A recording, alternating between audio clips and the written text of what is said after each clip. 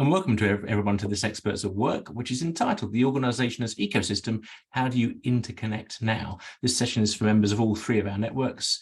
We're recording this session, as I say, but not, of course, the breakout rooms. And a big welcome to Julian Stodd, who's captain of Seesaw Learning, a global learning consultancy, and author of many books, including the Social Leadership Handbook. He also does a daily blog, sort of 1 minute blog, which that's how I start my day. And it's always insightful, good fun, and full of warmth and good humour and wisdom. So heartily welcome, Julian. Thank you ever so much for doing this. Julian's going to be sharing some thoughts for the first third or so, and there'll be a breakout room session for about 15 minutes, somewhere in the middle. Please do send us questions and suggestions via the chat throughout. And if you haven't already put yourself on mute, please do. Julian, welcome again. Over to you. Thank you very much. Well, it's lovely to meet you all, see you here. I feel I should stress a couple of things at the start. The first is that this is a very informal session. I've brought some ideas, some questions, and I'm not feeling any particular need to perform or be particularly coherent, to be honest. I thought rather we'll just have a landscape and we can walk around it and see what we find. That being said, I'm going to put some landmarks into that space. We'll think a little bit about the nature of the social age and the types of organizations that we might need within it. We'll think a little bit about belonging and how we belong in places, a little bit about culture, and perhaps a bit about capability. So it's quite a big landscape. We'll have to make sure we don't get too lost, but I don't mind getting a bit lost. So I'd encourage you to kind of ask questions, throw in your challenges as we go. I'll just bring some slides in. I should say that, my work is research-based, so that should give me some confidence, but then I should also note that it's mainly quite qualitative research because we're dealing with the things that people believe, culture and trust and pride and belonging. It's very hard to measure them in a quantifiable way. So in that sense, this work is almost ethnographic in nature. I often work with different communities to get them to describe how they believe things work. So I could argue that if I believe something is true and I act on that belief, then that's about as real as it gets. So that's the kind of approach that I take. I thought I'd start with just a simple question, really. See if anybody wants to tackle it. Thinking about belonging. What does it mean to belong? If anybody wants to kick us into discussion. It's quite a broad question, isn't it, Julian? But I guess that's what you were after. I think the first word that popped into my head was connection, because if I belong to something, that whether that's a person or a place or whatever, for me there is a connection there, and I feel like a connection that exists that doesn't necessarily exist with things that don't feel a sense of belonging to, if that makes any sense whatsoever. Mm-hmm. Yeah. It's differentiated in that sense. So it's either an active choice or it's a clear step. It's Julie here, and I was going to add to that. For me, it's that, and building on that, it's got a positive connotation to it. So there's affinity to it. It's a wanting to be around that space, place, other beings. Mm-hmm. A desire to be in it. It's interesting. Sometimes people describe, in the research, people sometimes describe that they belong to a community of people with a particular illness or who have been excluded. So they might find something in it. It's definitely a step. It can be affirming, can be challenging as well. Sometimes people shelter in belonging, can be quite interesting. Yes, and the chat was saying to feel part of a collective, which is a nice way of putting it, I thought, especially just use the word feel. It's quite intangible, isn't it? Very intangible, really. Absolutely. I think as well, acceptance, because sometimes it's a mutual it's a mutual belonging, isn't it? You want to join something and you become accepted into it and you accept being part of it. I think so. I think it can be, but you could also ask, do I have to give you permission to belong? Or do you have to give me permission? I mean, I'm the visitor here, so do I belong in this space? Is acceptance required, do you think? I think sometimes it is. I think it depends what you're belonging to. And I think that acceptance is part of being included. So it's a sense of inclusivity is embedded into that acceptance for me, I think. I think so, because I think when people say I just don't feel like I belong, often something underneath that is because they want, is something they want to be part of, but they're not being accepted, and so they don't feel they belong. So I think I'd say so. And there's something about values, shared values in belonging. Some of the sort of more contemporary protest movements we see are quite interesting, because these global communities around the Me Too movement, for example, have sprung up without dialogue necessarily. It's possible for people to put themselves into a community, often because they write themselves into the story. Some stories, you can call them stories with handles. They have to be given to you, and they're passed on, and you're generally encouraged to pick it up and carry it forward, or give it to somebody else, but you're not supposed to change it. It's like a suitcase with a handle. But some stories are full of holes, and you can write yourself into it, and those stories are interesting because they can be transmitted without connection. You can pick it up just because you heard of it somewhere and make it your own. I find that quite interesting. They tend to spread more rapidly.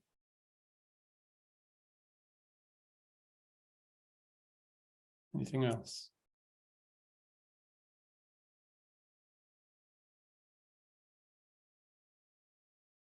Something there about codes and behaviors, isn't there, in terms of how they fit with your own codes and behaviors? Some of the codes are hidden. You don't necessarily know that they're there, and you might sometimes you can join a community and feel like you belong, and then as you get to know it more, it turns out that you belong rather less than you think you do. Yeah. When you ask people to describe mechanisms of belonging, how they came to belong, but how they came to realize they didn't belong, they often describe it in terms of rituals and behaviors and underlying motivations. So they will say, I faked it till I made it. I've copied the behaviors of others, and then gradually I got that underlying sense of belonging that emerged within me. But they also describe it the other way. They say, yeah, I still turn up and I kind of act like I belong, but inside I don't really. So in that sense, they describe it in two ways. They describe sometimes belonging is something they seek out and they find, but they also describe belonging can be imposed upon them. So, I start to say, Richard, you're a troublemaker. You're just always causing trouble. And I speak to everybody else here and say, Richard, he's a nice guy, but he's just always, throwing a spanner in the works. And suddenly this story is written around you, and you realize that you have been cast into a role. So you're kind of made to belong, almost against your will. But then the other thing can be true. You can give all the appearances from the outside of belonging, but I would never know that on the inside you feel like a stranger.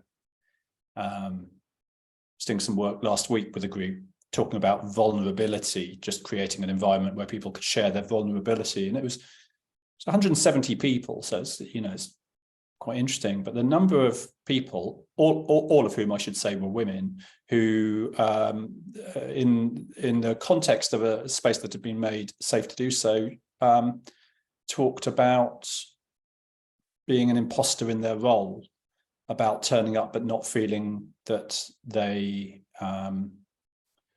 were due what had been given them, or that they were deemed to be worthy of it. More than 20 women shared that story out of 170. I thought that was really interesting. Not a single man did. So we can see it being almost multi-layered, our performance layers of our identity, the things we let others see, but underneath it, there are these other layers. And perhaps belonging doesn't always sit at the top. Don't know, anybody else? So I was going to say actually about that ability to show up as your authentic self, to coin probably an overused phrase, but that not having a need to cover, to actually be who you truly are. So that what you were just saying there about imposter syndrome essentially really resonates in terms of do I really belong? The version of me that I portray probably does, but I'm not sure that's really me, and trying to live with that kind of dual character perhaps positions you on the outside of something you want to belong to. What does authenticity mean to you in that context? Well, being a D&I leader, I'm coming from a showing up with my identity, whether that's my gender identity, my sexuality, my ethnic identity, but actually just being able to be who I am when I'm at my most me, in my safest place, which some people might be in their family, for others it really wouldn't be, but wherever that is for me, to actually be that person in whichever community we're talking about, ideally with my professional hat on at work. There's sort of a whole lot of things you said there that were interesting. You know, your ability to be your most you, you know, my most me, sort of indicating there's something at the center, and depending on context, you will release or open up progressive amounts of that self to others. And then, of course, you use that word professional separately, indicating that there is a expectation, you know, there's kind of a mold that you may need to fit into, whether it's, I don't know, how we dress or how we speak or how we behave. This notion maybe that there's this constant sense of fitting together, you know, how do I fit? People talk about it like that. They talk about shape and fit and finding their niche, their space. We still, even though we're largely virtual these days, or in many ways we're hybrid, we still use a lot of geographical language about belonging. You know, they say, I put you in your place, or I found my place. I feel I am somewhere that I belong. We use that kind of language.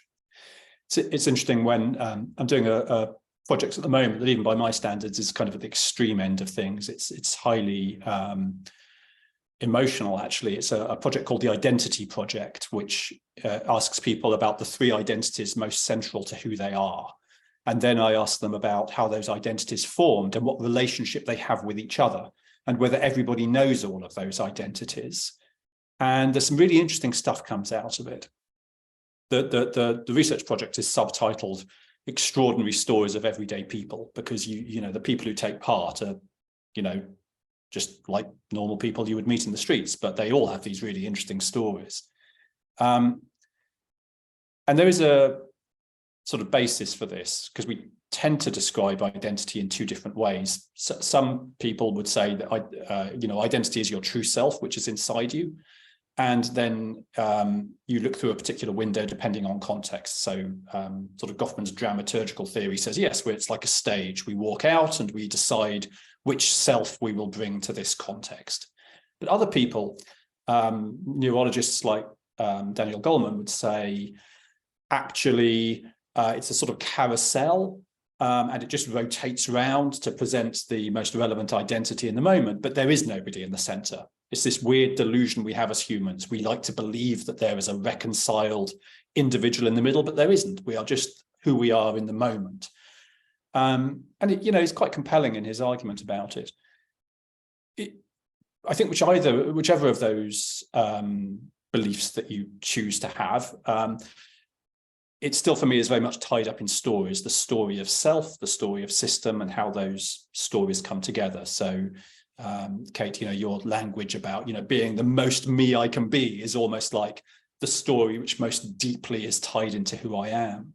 And when you analyze it, I did some work with the NHS in Scotland with about 1,300 people, using these giant graffiti walls, getting them to illustrate concepts of leadership. And one of the things I asked them to illustrate was leadership, and they used trees and flowers, shooting stars, rockets, giraffes, anything tall, you know, imagery of height and reach was used for leadership. Authenticity was roots and the foundations of castles. So authenticity, the kind of deep foundation that we build upon. In the Identity Project work, there were some really fascinating things came out of it. It's still pretty early stage. I've only done 36 interviews. They normally take about 3 or 4 hours per interview. People get really into it. One of the people I spoke to, he actually leads up their DEI initiative. He has a direct function. He's the head of a function with 10,000 people. So he's a senior leader, and their policy is based around this notion of bring your whole self to work.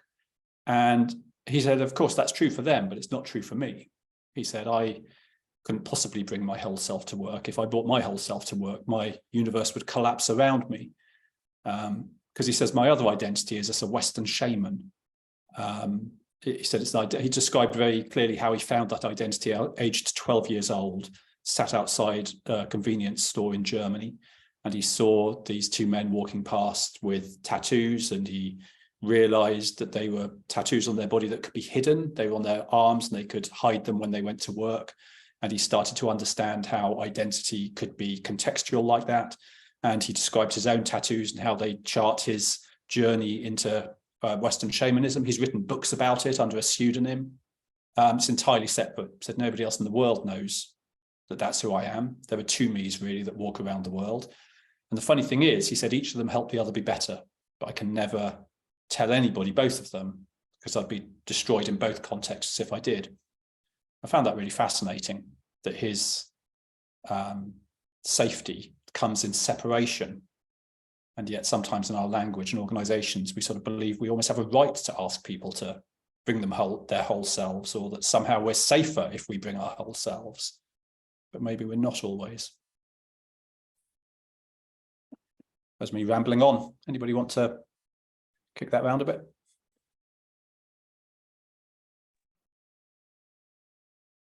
We have adjusted our language to our best selves, having had a few learning points around whole selves. As a side, we don't always want all our employees' whole selves, thank you. But to your point, I find what you're saying about different identities fascinating, and maybe it's our culture, Western culture, but this sense that who are you really kind of really roots how much we trust and understand. So when you think about how the media describes personalities, so your Boris Johnson, I mean, I've heard so many different versions of Boris Johnson, and then the ultimate sort of question is, but who is he really? What's the real, is it the buffoon? Is it the very polished true politician? Is it the historian? Like what is he? And because we can't quite put our finger on it, or is it the logical liar? Because we can't quite put our finger on it, we're not comfortable with that at all. And what you're sort of saying is actually maybe that's just the way we all are, actually, to different degrees. Well, we don't play that. We don't enter into that as a version of reality. I think so. You can take all sorts of different views of the world. I'm an optimist, so I look at the world through that filter, but I still believe it's true. I think that on the whole, people are good people and act according to the ways they think are good, with the slight caveat that there's no universal definition of what that is. So in some of my more recent work on quiet leadership, which looks at the organization as ecosystem, I really describe it like that. I say we act in the light, but we cast a shadow, and those shadows fall across the landscape. And because we are in the ecosystem, we don't float above it like the hawk. We're inside it, and so we breathe in and we breathe out. We all enhance and degrade that world around us. And you can spend your time searching for the bad people and seeking to lock them up or push them out. But what if we are all the bad people? And there's plenty of evidence that shows we could be. I mean, there was research as far back as the 50s in an almost existential desire to understand how the Third Reich emerged in Nazi Germany. To answer that very question, did it just so happen that Germany was full of the really unpleasant people? Or is there a mechanism by which people conform and fit into structures? And of course, that work showed clearly that systems as a whole can exhibit behaviors that the majority of people within them think are abhorrent, but the system displays those behaviors. And I think that's all you need to understand about culture, to understand how it gives such a vast range of outcomes, not because it has good parts and bad parts, just that it is. And there are multiple cultures and dominant narratives that flow around within them. And that leads us to a different way of understanding culture, really, whereby interconnection across difference becomes increasingly important. Julian, share some more of your concepts, I would suggest, because we're coming up quite close to the halfway point. Be very diplomatic, Richard. You know what, I was just thinking, I don't know if I want to share any more slides. We should have a conversation, but I find myself gently reprimanded. I shall jump in. That was not my intention, I promise. On the other hand, they are excellent slides. It would be a shame to waste them, is where I was really coming from. Let's see what we can find. Let me share a couple of ideas, and then we'll end up somewhere. My work explores this concept of the social age. It says we are connected through technology. I mean, of course, it's a time of wondrous technology, but I'm primarily interested in how that changes us as people, and hence the organizational structures that we sit within. We're radically connected. In the research I did published in the Community Builder Guidebook, we see people on average describing they are a member of 15 different communities that help them to be effective on a weekly basis.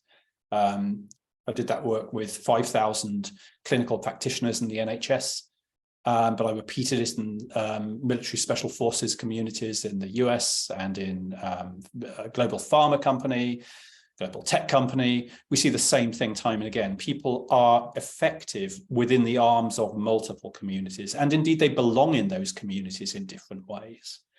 They describe the majority of those communities as social rather than formal. In fact, they say they use a broad range of technologies to connect into those communities. In the NHS, that group identified 17 different technologies they use to collaborate to be effective, 16 of which they're explicitly forbidden from using. So again, you could say, did I just find the bad people, or does it turn out that people are just muddling on trying to do a good job, and sometimes within a system and sometimes around the edges of systems as they do so? They described their most valuable communities. I found this interesting. The single community they felt was their most valuable community was normally one that reached out to them rather than they went out to find it. They were normally invited in by somebody saying, could you come and talk to us, help us with this problem? And right from the outset, people typically describe they're willing to accept people into those communities at second degrees of trust. It illustrates really nicely how trust flows through networks. So Richard introducing you to me in some ways carries some of the credibility or trust that you hold in Richard into this conversation. But also, what we see is that if I somehow betray that trust, if I start saying things which are, really unpleasant, some of that reputational damage will blow back onto Richard because he's clearly misjudged me to bring me in here. So people describe in very fluid terms how this works. There's diverse ecosystems of technology. They say they trust the formal technology of organizations about 30% less than they trust fully social technology.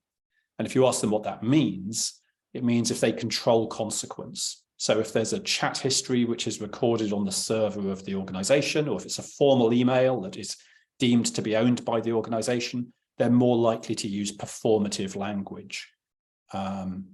Whilst they will say they do their more authentic thinking, or their true belonging typically happens in social spaces.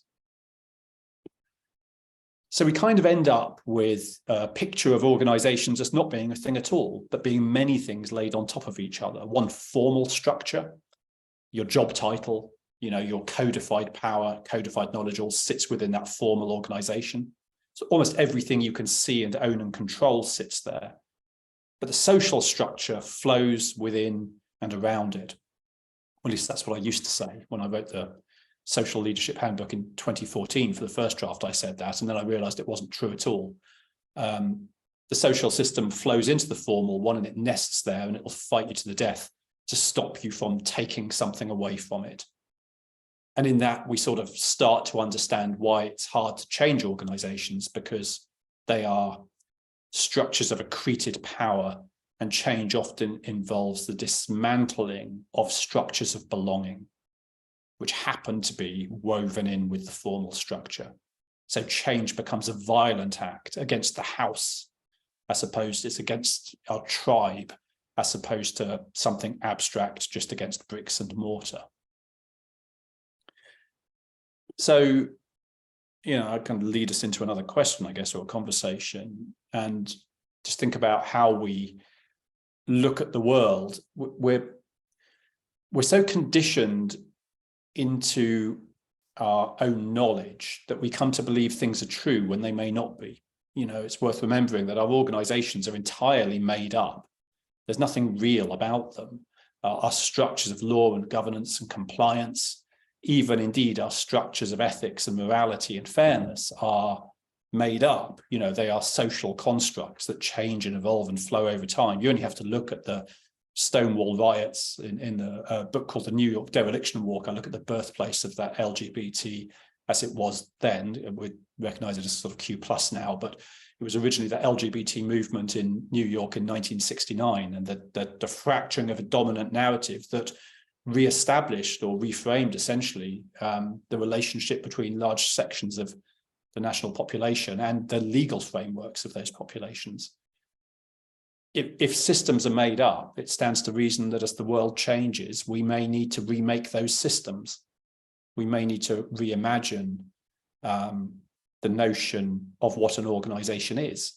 We certainly need to reimagine our notions of learning and leadership and culture in a world where the relationships between power and structure are substantially fractured. And not just because of the pandemic, they're often substantially fractured because our organizations have spent a lot of time treating people like things. And now they find themselves wanting more from people, invested engagement. They want people to belong and to feel they can engage beyond a job role to help them be more innovative and creative and agile and dynamic. But they've spent a lot of time gradually grinding that freedom out of the system. Could lead us to ask, what exactly is an organization? Is it a structural entity into which we plug people, as represented by a org chart and structural entities and systems and processes? Or somehow is the capability of the organization something that grows out of people? Or is it both? I suspect it could be both. It's both structural and social. It's both individual and collective. So we could explore this question if we want to do that. And Richard, should we do that as a breakout? Do you want to do that as a breakout? Give people some time to do that? Yes, good idea. Let's do that. Bear with me a minute. Sorry, see, I stumbled onto that very fast for you. I should have given you a bit more notice. No, not at all. I was quite captivated by your ideas. Sorry, not paying attention to the organisation. Do apologise. So yeah, we'll just, as Julian suggests, that's a great idea. Let's just pop into some breakout rooms for 10-15 minutes, something like that. Probably near 10, I think. And just say a bit more about the question there, Julian. Sorry, so we've got it. Apologies. The question is, how is your capability held between structures, system and process, the buildings of the organization, the structure of it, the formal leadership? How much is it held in individuals? And how are those things accessed? It's not a question that has a simple answer. I mean, almost you could say the value is in just exploring the question. I mean, organizations are entities of effect. They try to do something. They try to make something or change something. So this question is really, well, how are we doing that? And has that changed at all? Excellent. Thank you ever so much, Julian. Right, we'll pop you into rooms now and be back in just over 10 minutes. I'll give you a heads up.